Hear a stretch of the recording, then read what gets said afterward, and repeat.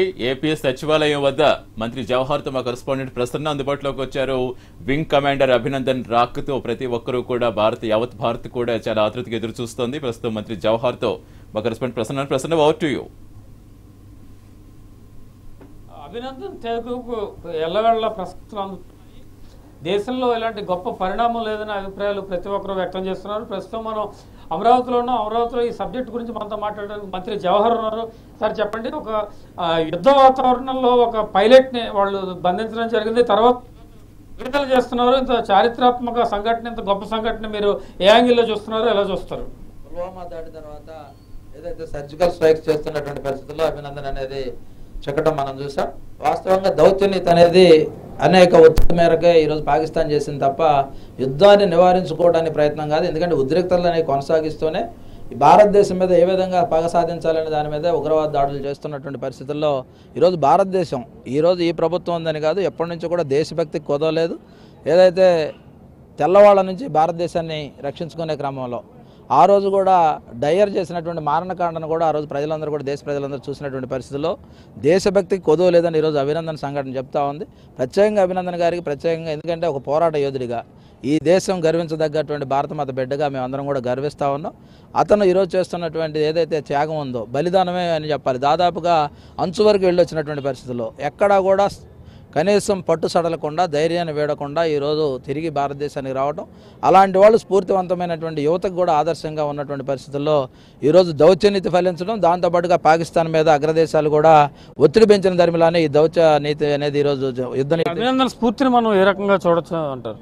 ఇది స్ఫూర్తివంతమైనటువంటి విజయంగానే భావించాలి. ఇది అభినందన్ కేవలం అతను వచ్చాడు వెళ్ళాడు అతని ప్రాణానికి సంబంధించినటువంటి అంశంగా కాకుండా ఒక స్ఫూర్తివంతమైనటువంటి దేశ నాయకుడిగా, ఈ దేశం గర్వించదగ్గ ముద్దుబిడ్డగా దేశ ప్రజలందరికీ ప్రత్యేకంగా యువతకు ఆదర్శంగా ఉండే విధంగా ధైర్య సాహసాలకు ప్రత్యేకంగా ఉండి ఈ దేశాన్ని కాపాడుకునేటటువంటి ధైర్య సాహసాలు కలిగినటువంటి వీర జవాన్లకే కాకుండా సామాన్య ప్రజలకు కూడా దేశభక్తిని నూరిపోసినటువంటి సంఘటనగా దీన్ని మనం చూడాల్సినటువంటి అవసరం ఉంది.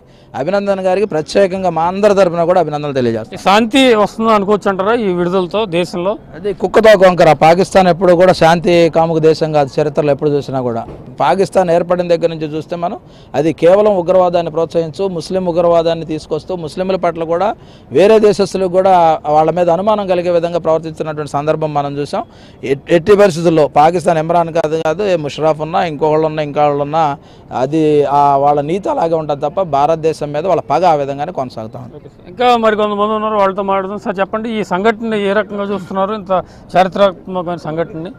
ముఖ్యంగా ఆయన శత్రు దేశానికి దొరికిన తర్వాత కూడా ఆయన చూపించిన ధైర్యానికి మాత్రం భారత ముద్దు బిడ్డగా ఆయనకి హ్యాట్స్ ఆఫ్ చెప్పాలి. ఎందుకంటే అసలు ఎక్కడా ధైర్యం సడలకుండా అదే ధైర్యంతో ఆయన నిలబడటం కానీ మాట్లాడటం కానీ నిజంగా అందరినీ కూడా ఒకసారి ఉత్తేజపరిచిన పరిస్థితి అది. మీలాంటి దేశభక్తులు ఎంతోమంది సరిహద్దుల్లో కాపలా కాసి ఉండటం వల్ల మేము అంత స్వేచ్ఛగా తిరగలుగుతున్నాం. మీ అందరికీ కూడా ప్రత్యేకంగా ముఖ్యంగా ఆయన ధైర్యానికి మాత్రం యువత తరపున అందరి తరపున కూడా హ్యాట్స్ ఆఫ్ తెలియజేస్తున్నాం. దేశంలో ఒక గొప్ప పరిణామం జరిగింది సార్, దీన్ని మీరు ఏ యాంగిల్లో చూస్తున్నారు? భవిష్యత్తులో శాంతి ఎక్కువ వచ్చే అవకాశం కనిపిస్తుంది అంటారా? అభినందన చూసి మనం అందరం గర్వించదగాల్సిన అంశం. ఇది మన దేశ ప్రజలకి మరి ఎంతో గర్వించదగిన విషయం. అందరూ కూడా ప్రతి మనిషి కూడా మనం కూడా సైనికుల్లాగా పోరాడి మరి అభినందన్ని గుర్తు చేసుకుంటూ మనం కూడా దేశం కోసం పాటుపడాలని చెప్పి ఆయన మరి తిరిగి వస్తున్నందుకు కూడా ఆయన కుటుంబానికి అందరికీ మన అందరి తరపున శుభాకాంక్షలు తెలియజేస్తాం. మొత్తానికి ఇది ఇక్కడ అభిప్రాయం. ఏదేమైనప్పటికీ కూడా అభినందన్ విడుదల కావడం చాలా మంచి పరిణామం అని, భవిష్యత్తులో శాంతి ఎక్కువగా ఇరు దేశాలకు సంబంధించి ఉండాలని ప్రధానంగా ఇక్కడ అభిప్రాయాలు వ్యక్తమవుతున్నాయి. Over to studio.